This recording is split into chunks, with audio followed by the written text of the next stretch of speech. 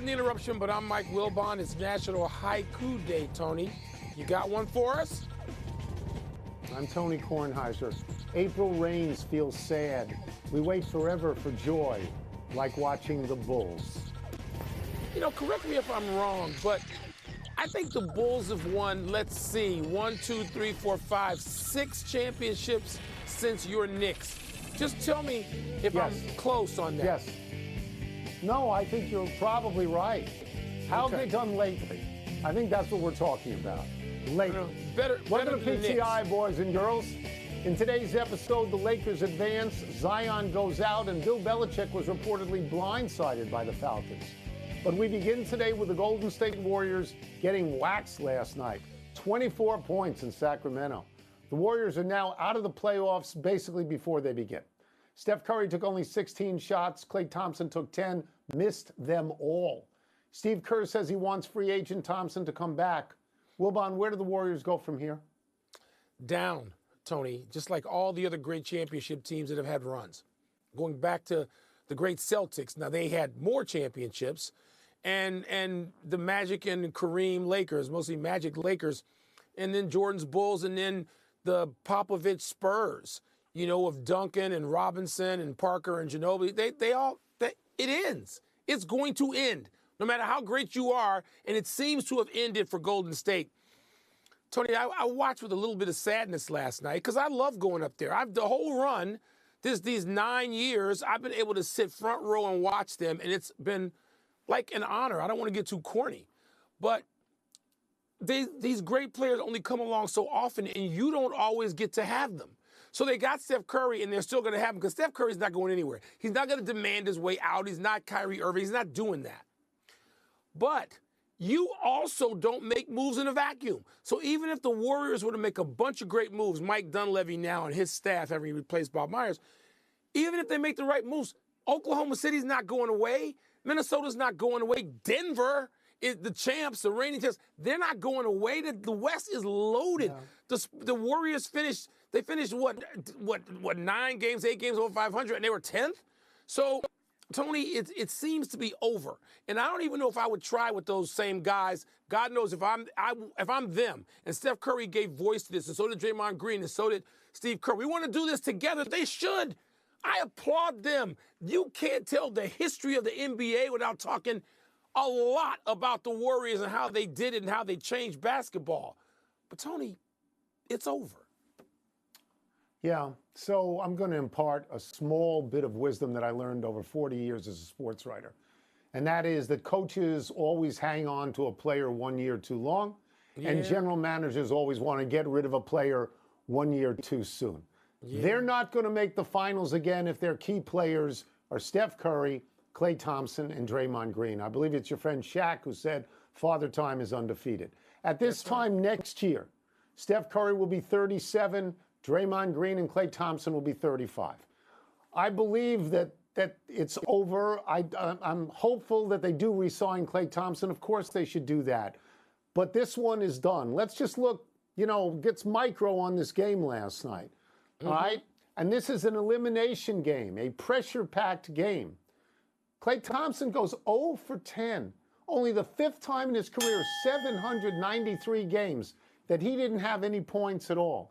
Steph Curry takes 16 shots. That's not enough if you have to get 50, and he had to get 50 last year in order to beat this team. Draymond Green cannot stop people underneath. He's not big enough. He had 3 rebounds the whole night. There's a quote here that is worth reading, even though we're over the bell. It is from Steve Kerr. We were overwhelmed. We were overpowered. All the offensive boards, loose balls, they beat us to all that stuff, unquote. So, Mike, that tells you it's done. It's done. It does, Tony. And again, we talked about, look, the Bulls had a Last Dance, a documentary, which, took everybody by storm during the pandemic, of course, when the documentary was released.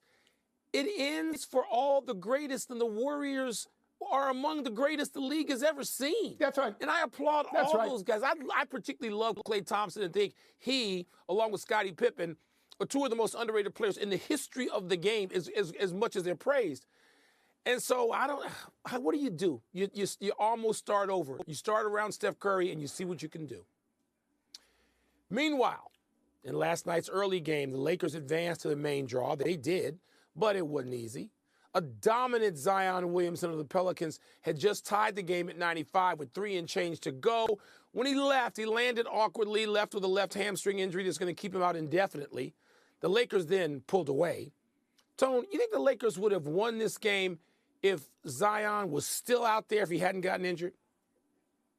So this is a great question, because this is the essence of sports.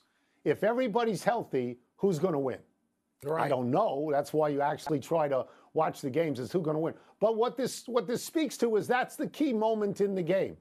Zion Williamson getting hurt, and when you watch it, you don't think anything has happened. I mean, it doesn't look like he's injured. So something happens in his body that he feels that we can't see. And he walks off the court, pulls his jersey up a little bit, he walks into the tunnel.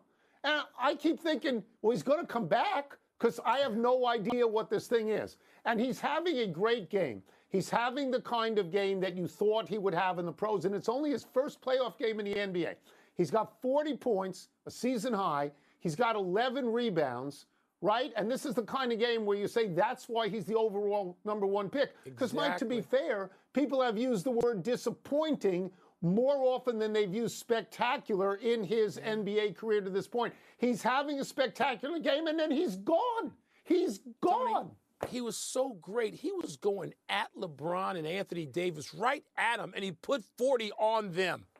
And this is at home after he was so disappointing in the in-season tournament.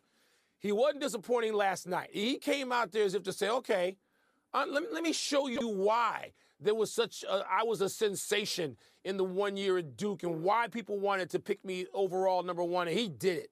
And then he was gone. Tony, it reminds me, though, Charles Barkley's talked about this very eloquently, about guys of that size and how 20 and 30 and 40 years ago, they were not expected to run the court in the same ways. When Charles came out, that guys like Zion are, and their bodies, you look at all these guys, Tony, they have to weigh less. You know, like Joel Embiid, he's another one. They have the size and the athleticism, what they're expected to do. They wind up injured so often. And I hear Charles's words, and I think, you know what, he's right. And I wonder about Zion. Can he ever be out there to the point where he's going to show us more of that? But getting to the Lakers real quickly, Tony, they survived it. And I am not one of those people who thinks the Lakers are going to get swept or overwhelmed by Denver. I'm not. If LeBron James is the GOAT, and we know he believes he is, then you know what LeBron James' superpower is? He is the best at diagnosing every game, every half, every quarter, every possession, and getting the best out of himself and his teammates. He's that great. There is no sweep coming, and I expect the Lakers to take this thing 6 games or 7 games and give Denver a match. Call me crazy, but that's what I expect from the Lakers in that series coming up. Well, I could call you crazy, because I think I heard this morning that in the last calendar year, Denver's 8-0 against these Lakers. 8-0, yeah. So that means something. That means something. We move now to an ESPN story that Bill Belichick was blindsided that the Atlanta Falcons did not hire him. Belichick reportedly felt his 2 meetings with Falcons owner Arthur Blank went well. Yet the story says Belichick didn't finish in anyone's top 3 when Blank and his key people met to choose a new coach. Wilbon, what does the story say to you about Belichick's coaching future? Tony, it's sort of amazing. Maybe there is not one. It's a quick aside. This leaves more time for Belichick to come to Evanston, Illinois, where he's been going to women's lacrosse practice and games and paying homage to the only coach, Kelly Amani Hiller at Northwestern, who has more championships than he does. So I just had to get that aside in. And Belichick, okay, Tony, you don't think he would do television? I don't know. I know when he did one thing on NFL Network, I thought he was just great at it. The history of the game, nobody seems to have a better handle on that than Belichick.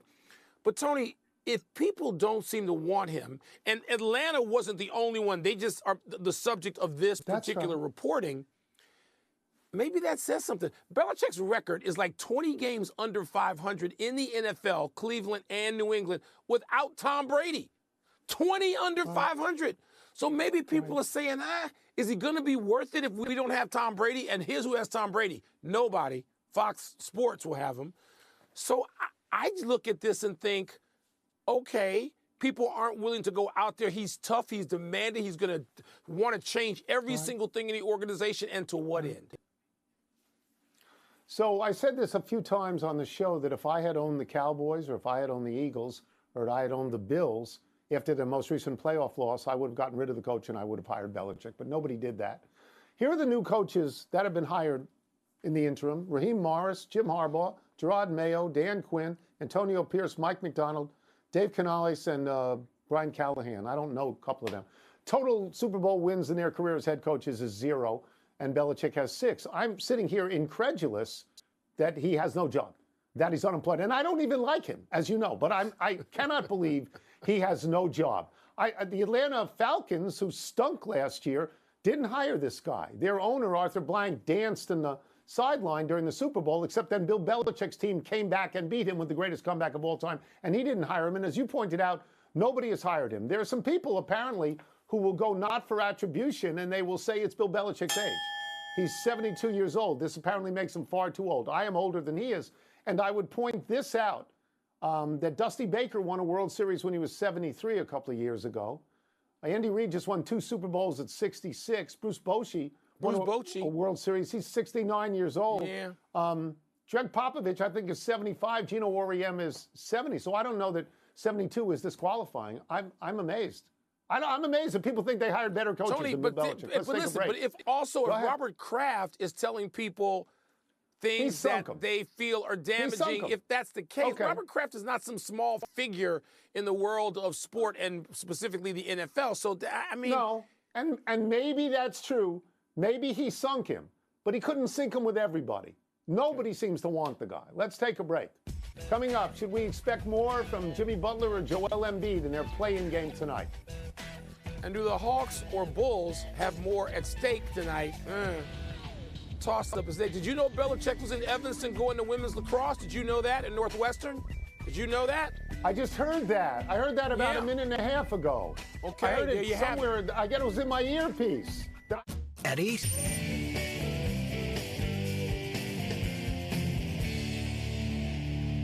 It's time for toss-up.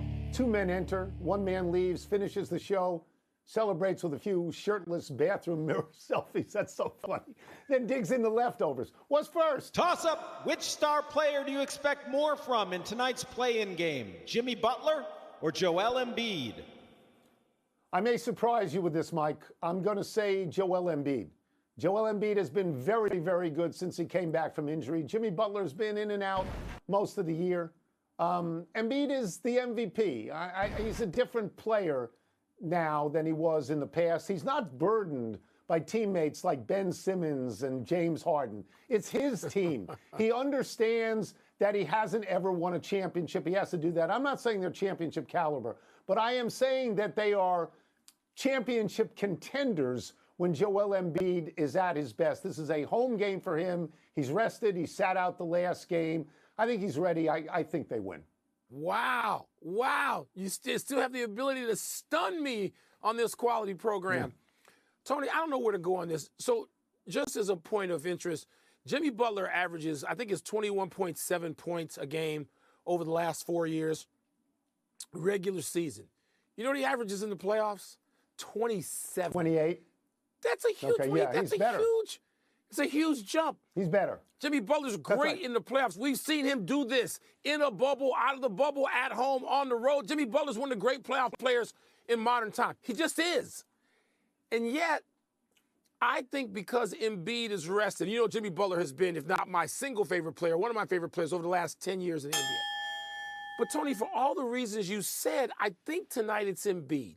And he's got the tag team help of Mr. Maxey, who some people are going to have as the most improved player in the league. I'm not, because he was already terrific last year. But Tyrese Maxey is a hell of a player, and I think they're going to win that game at home tonight despite. Look, if Jimmy Butler throws up 40-plus, we're going to come back and feel stupid tomorrow. But I think we both think that Embiid is up to the moment. Mike, I feel stupid every day, so I'm not going to feel stupid tomorrow. It's not any different. What's next? Toss up. Which team has more on the line tonight? The Hawks or the Bulls? I'm going to be perfectly honest here. I could not care less about this game. I know you root for the Bulls. God bless them. I hope they win for you. But Mike, I love the play-in. I love the play-in. But Mike, I don't think teams with losing records should be in the playoffs. It's as simple as that for me. Yeah. It's an 82-game season. If you can't win 41 games, get out of the playoffs. I mean, Chicago is 39-43. The Hawks are worse. They're 36-46. So if you ask me who's got more on the line, my answer is who cares? If you tell me the Hawks lose and they get rid of Trae Young, so be it. I know there's no rule in any league that if you're under 500, you can't be in the playoffs, but I think there should be. Well, it's like NFL teams at 7-9 when they had a 16-game season. I think that happened a time or two. Tony, neither one has all that much at stake because neither one is playing for a championship seriously. They're just not. You mentioned Trae Young being traded. It seems like the Hawks are going to do that or need to do that whether they win this game or not. And even if you win this game, you still are going to have to go to the loser of Miami-Philly and win there to then get in the playoffs and get crushed by the Boston Celtics on a mission. So I don't know if either one of these has that much at stake. I will say this about under 500 too. I think one of Michael Jordan's teams, I think maybe the second one, he missed 67 games that year. I think they were 9 games under 500 and got in the playoffs and put the fear of God into the Celtics. But neither one, Tony. I mean, neither of these teams is going anywhere unless it's after the draft and they get lucky in the draft. Not the lottery. You don't need 1, 2, or 3 to improve your team, ask Tyrese Halliburton. But you got to scout it and get a little lucky and be good in the draft. And the draft ain't coming before tonight. That's it. We'll take one last break. Still to come, a wild sequence of eliminations in the NHL. And the NBA comes down real hard on this Raptors player, Jonte Porter, for betting. Yeah.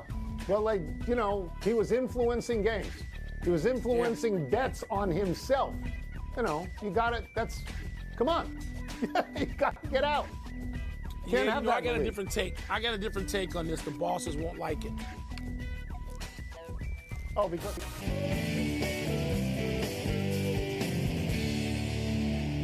Happy time, people. Happy 63rd birthday, Boomer Esiason. His real name is Norman Julius Esiason, but his mother started calling him Boomer when he repeatedly kicked her in utero. He's a homeboy for me because he was born and raised on Long Island, East Islip High School. And he's a homeboy for you, Wilbon, because you covered him in Maryland for the Washington Post. Esiason played 10 years for the Cincinnati Bengals, went to Super Bowl 23, which he almost won, except for that Joe Montana to John Taylor last-minute touchdown. Boomer went into broadcasting and has a successful morning radio show in New York, and he can also be seen on the CBS show The NFL Today. Tony, I covered Boomer's very first start at Maryland. It's my very first game as the beat writer for the Washington Post. And the best game I saw Boomer play, I think, not the best, but one of the prolific ones, was at Auburn. Played against Bo Jackson, a young Bo Jackson. Met Charles Barkley for the first time that same day. It's a long time ago. Happy anniversary, Tim Couch, Donovan McNabb, and Achilles Smith. On this day 25 years ago, these three were the first quarterbacks to go 1, 2, 3 in the NFL draft since 1971. Couch to Cleveland, McNabb to Philadelphia, Smith to Cincinnati. In 1971, Jim Plunkett, Archie Manning, and Dan Pastorini were the first three off the board. Just 3 years ago, it happened again with Trevor Lawrence, Zach Wilson, and Trey Lance going 1, 2, 3 in what so far looks underwhelming. It's a virtual lock that quarterbacks will go 1, 2, 3 this year with Caleb Williams, Jaden Daniels, and Drake May. The question is, will J.J. McCarthy make it 1, 2, 3, 4?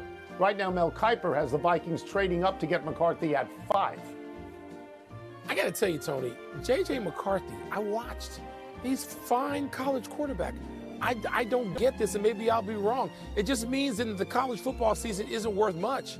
If you're going to tell me J.J. McCarthy's going to go that high in the draft because quarterback is that important, I'm interested to see. Happy trails to the playoffs for the Flyers, Red Wings, and Penguins. The Washington Capitals snagged the last playoff berth in the NHL last night by beating the Flyers 2-1 on an empty net goal by T.J. Oshie.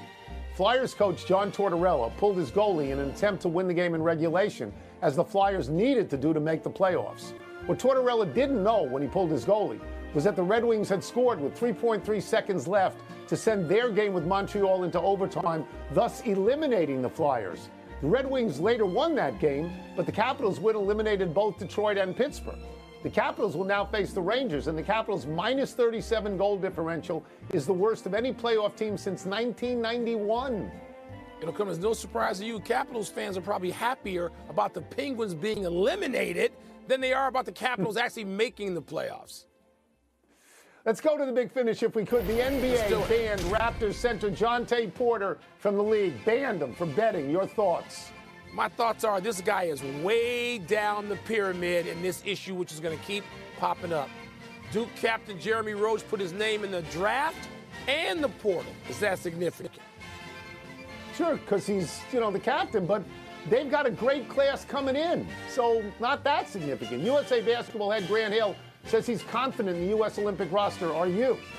Yes. Tony, this ought to be the best men's Olympic basketball team since the Dream Team. It really should. If all these guys are healthy and can play, and I hope they are healthy and can play, it'd be great to see. Travis Kelce will host the Amazon Prime show, Are You Smarter Than a Celebrity? You gonna watch that? No, if Taylor Swift is a celebrity, I will. Last one, Astros ace Justin Verlander will make his season debut on Friday at my Nats. Is that a big deal? Yeah, he struggled in his 2 minor league rehab starts. I root for Verlander. He's 41 years old. So do One of I. my favorite Major League Baseball players for a long time. I root for him. What are you waiting for? Get us to Kinlock already. We're out of time. Try to do better the next time. I'm Tony Kornheiser. I'm Mike Wilbon. Same time tomorrow, Knuckleheads. NBA Countdown, 6:30 Eastern, tonight.